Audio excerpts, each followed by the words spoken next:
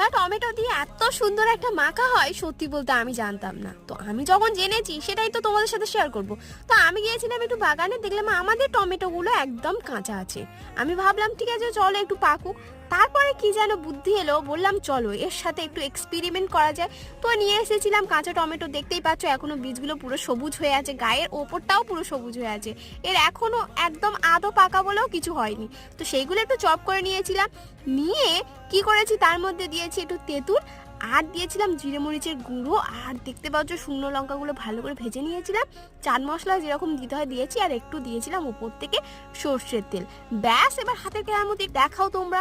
দিয়েছিলাম একটু ভালো করে মিক্স করে, mix and mix finally ready হয়ে গেল কাঁচা টমেটো মাখা। এটা শুনতে অবাক লাগলেও কিন্তু একবার যদি তোমরা খেতে শুরু করো না, তখন ভাববে ঠিক আছে আরো খেয়েই যায়।